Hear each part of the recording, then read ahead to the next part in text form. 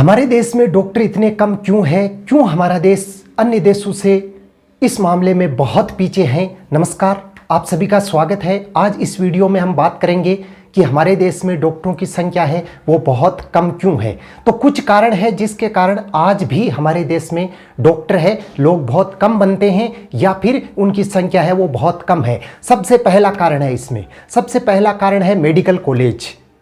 जैसे आप मान लो बीएससी करते हो, एमएससी करते हो तो एक कॉलेज से करते हो, उसी प्रकार से डॉक्टर बनने के लिए भी सबसे पहले किसकी ज़रूरत होती है? एक कॉलेज की ज़रूरत होती है। और उस कॉलेज को क्या बोला जाता है? मेडिकल कॉलेज कहा जाता है। तो सबसे बड़ी प्रॉब्लम यही है, हम ये कहें कि हमारे देश में डॉक्टर है वो इतने कम क्यों है, तो उसका सबसे बड़ा कारण यही है कि हमारे देश में मेडिकल कॉलेज है उनकी संख्या बहुत कम है।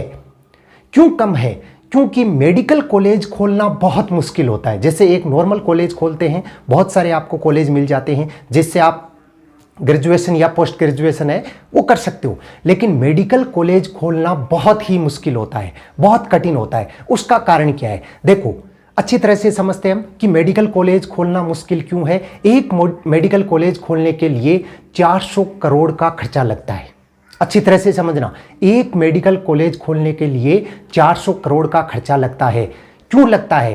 क्योंकि एक मेडिकल कॉलेज के लिए 30 एकड़ जमीन चाहिए और उस कॉलेज में यदि 200 स्टूडेंट पढ़ेंगे तो कम से कम 1100 बेड का बड़ा हॉस्पिटल चाहिए उन स्टूडेंट के प्रैक्टिस के लिए, और 3500 स्क्वायर मीटर की लाइब्रेरी भी उसके अंदर अनिवार्य है। इस कारण से मेडिकल कॉलेज है वो खोलना बहुत मुश्किल होता है और ये पूरा खर्चा है लगभग 400 करोड़ रुपए का बैठ जाता है। और मेडिकल कॉलेज कम है, इसी कारण से डॉक्टर है वो कम बन पाते हैं। स्टूडेंट है वो विदेश में जाके उन्हें पढ़ाई करनी पड़ती है। हमारे देश में यदि डॉक्टर की पढ़ाई करते हैं तो बहुत ज़्यादा खर्चा बैठता है। दूसरा कारण, अब मेडिकल कॉलेज हैं उनके अंदर किन की ज़रूरत होती है? प्रोफेसर की। मतलब जो डॉक्टरी करेगा तो उनको पढ़ाने के लिए टीचर की ज़रूरत होती है, तो प्रोफेसर की ज़रूरत होती है। कितनी ज़रूरत होती है? मतलब यदि मान लो 90 स्टूडेंट है तो उनको पढ़ाने के लिए 30 प्रोफेसर चाहिए, 30 लेक्चरर है उनको पढ़ाने के लिए चाहिए। अब वो 30 लेक्चरर है वो हमारे देश में नहीं है। सबसे पहली बात, स्टूडेंट पढ़ने वाले मिल जाते हैं लेकिन टीचर है उनकी कमी रहती है। वो कौन से डिपार्टमेंट में रहती है? इसी मेडिकल डिपार्टमेंट के अंदर रहती है। जैसे मान लो कि 90 स्टूडेंट है तो उनको पढ़ाने के लिए कितने टीचर चाहिए? 30। और वो प्रोफेसर है वो हमारे देश में आज भी उनकी कमी है। उसका कारण क्या है? उसका कारण ये है कि जैसे कोई भी मेडिकल कॉलेज होता है उसके अंदर कोई प्रोफेसर होता है, उसका पेमेंट कितना होता है? 1 लाख रुपया। लेकिन वही प्रोफेसर यदि बाहर डॉक्टर की प्रैक्टिस करके अपना काम चलाए या अपना हॉस्पिटल या मेडिकल चलाए तो वो महीने के 5 लाख तक कमाता है, 5 लाख या 10 लाख तक कमाता है। लेकिन यदि वो कॉलेज के अंदर प्रोफेसर है तो उसको कितना रुपया मिलता है? 1 लाख। इसलिए कोई भी व्यक्ति है वो प्रोफेसर बनना नहीं चाहता। सबसे बड़ा कारण यही है क्योंकि सभी क्या करते हैं?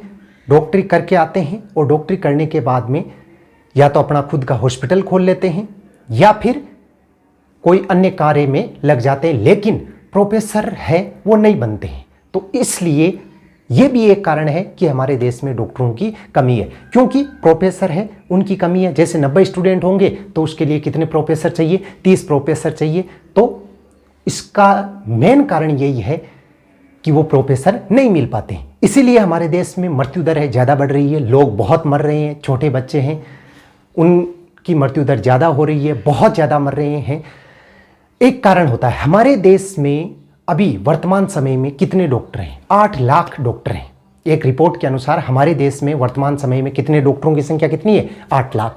लेकिन आने वाले समय में डॉक्टर कितने चाहिए? 21 लाख डॉक्टर चाहिए। तो बहुत ज़्यादा फर्क है इस संख्या में।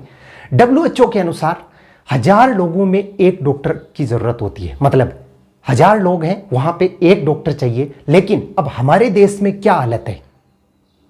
ध्यान से समझना, WHO के अनुसार 1000 लोगों पर एक डॉक्टर की ज़रूरत होती है, लेकिन हमारे देश में क्या हालत है?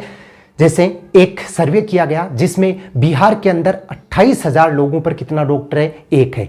यूपी में 19,000 लोगों पर एक डॉक्टर है। एमपी में 16,000 लोगों पर एक डॉक्टर है और उत्तराखंड में 18,000 लोगों पर एक डॉक्टर है। इसी कारण से मृत्यु दर बहुत ज़्यादा बढ़ रही है। और इस सर्वे में एक यूनिटेल डेथ, आप लोगों ने नाम नहीं सुना होगा, यूनिटेल डेथ, अच्छी तरह से समझना। यूनिटेल डेथ क्या होता है?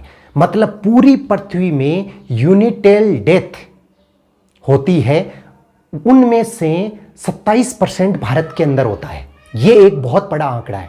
मतलब संपूर्ण पृथ्वी के अंदर जितनी भी यूनिटेल डेथ होती है उसका 27% केवल भारत में होता है। अब देखो यूनिटेल डेथ होती क्या है?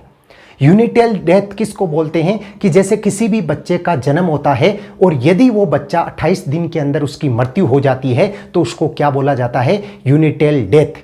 और ये मृत्यु भारत के अंदर सबसे ज़्यादा होती है। मतलब कंप्लीट पूरी पृथ्वी में 27% भारत के अंदर इस प्रकार की मृत्यु होती है।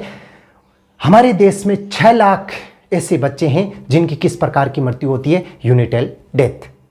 तो इसका कारण यही है कि डॉक्टरों की संख्या कम है और सही रूप से इलाज नहीं हो पाता। एक सर्वे में यह भी बताया गया है कि इन बच्चों में से 70% बच्चे ऐसे थे जिनको आसानी से बचाया जा सकता था, लेकिन डॉक्टरों की कमी के कारण इन बच्चों को बचाया नहीं गया या फिर उनका इलाज नहीं हो पाया। दूसरा कारण ये है कि हमारे देश में क्या होता है कि MBBS की डिग्री किया हुआ डॉक्टर है वो कम मिलता है। जैसे 5 डॉक्टर है, उन 5 में से एक डॉक्टर ऐसा आपको मिलेगा जिसके कंप्लीट MBBS की डिग्री होगी। बाकी सब के सब क्या होते हैं? छोला छाप डॉक्टर होते हैं जो पूर्ण रूप से इलाज नहीं कर पाते हैं। एक रिपोर्ट आप अच्छी तरह से सुनना, बहुत ही रोचक रिपोर्ट है। हमारे देश में डॉक्टरों की कमी का एक मेन कारण है। रायपुर मेडिकल कॉलेज ने एक विज्ञप्ति निकाली। रायपुर मेडिकल कॉलेज आपने नाम सुना होगा।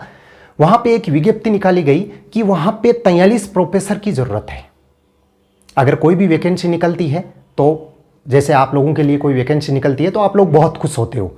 वैकेंसी यदि 1000 लोगों की निकलती है तो 5 लाख फॉर्म भर जाते हैं। यदि मान लो 43 लोगों की वैकेंसी निकलती है तो 5 लाख 10 लाख तक फॉर्म भरे जाते हैं बाकी सभी डिपार्टमेंट के अंदर। लेकिन ध्यान से सुनना, रायपुर मेडिकल कॉलेज में विज्ञप्ति निकाली गई 43 प्रोफेसर की कि उन्हें 43 प्रोफेसर चाहिए जो बच्चों को पढ़ाएंगे और उन्हें भविष्य में डॉक्टर बनाएंगे। अब वहाँ पे कितने लोग पहुँचे? आप अनुमान लगाइए कितने लोग पहुँचे। मतलब 43 लोगों की वैकेंसी है तो कितने पहुँचेंगे? हम ये कहें 10 गुना, 15 गुना, 20 गुना, लेकिन 4 लोग हैं वो वहाँ पे पहुँचे और उन्होंने ये बोला कि हमें डॉक्टर प्रोफेसर बनना है, हमें डॉक्टर बनाने हैं। तो देखो आप खुद सोच सकते हो कि 43 लोगों की वैकेंसी निकली और उसमें केवल 4 लोग वहां पे पहुंचते हैं जो प्रोफेसर बनना चाहते हैं। कहने का मतलब हमारे देश में यह हालत है कि कोई भी डॉक्टर है वो प्रोफेसर बनना ही नहीं चाहता है।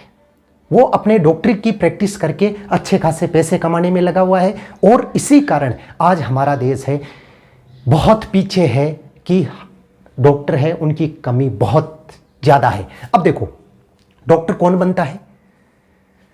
सबसे पहली बात 12वीं क्लास के अंदर जिसके बायोलॉजी सब्जेक्ट होता है, उसके बाद में उसके नीट का एग्जाम लगता है, NEET नीट का एग्जाम लगता है।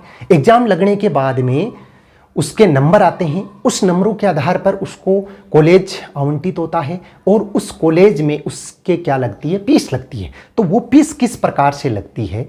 बहुत ज़्यादा हेवी होती है, कम भी होती है, बहुत ज़्यादा भी होती है, जिसके कारण बहुत सारे स्टूडेंट हैं जो नीट की तैयारी करते हैं लेकिन सेलेक्ट नहीं हो पाते हैं। उसके बाद में वो विदेश में जाके पढ़ाई करते हैं। तो मेन कारण जो आज का मेन टॉपिक था कि हमारे देश में डॉक्टरों की कमी क्यों है, आप लोगों की अच्छी तरह से समझ में आया होगा कि हमारे देश में डॉक्टरों की इतनी कमी क्यों है। अगर आप लोगों की अच्छी तरह से समझ में आया है तो वीडियो को लाइक कीजिए और अपने दोस्तों के साथ में शेयर कीजिए। अब ध्यान से सुनने वाली बात कि डॉक्टर बनने के लिए कौन से एग्जाम की जरूरत होती है? नीट की एग्जाम की।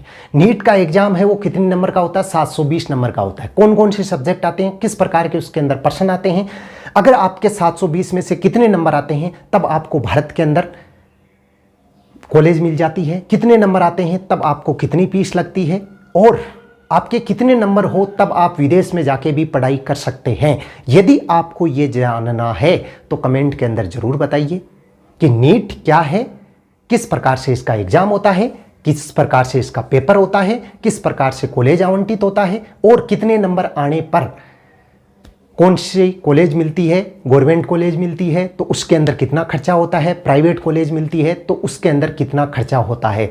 तो उस कंप्लीट खर्चे के बारे में भी हम नेक्स्ट वीडियो के अंदर बात करेंगे। तो यदि आपको ये जानना है तो कमेंट के अंदर ज़रूर बताइए, और यदि आपको ये वीडियो अच्छा लगा तो अपने दोस्तों के साथ में शेयर कीजिए, और अच्छा लगा तो कमेंट में ज़रूर बताइए कि वीडियो किस प्रकार का बना है।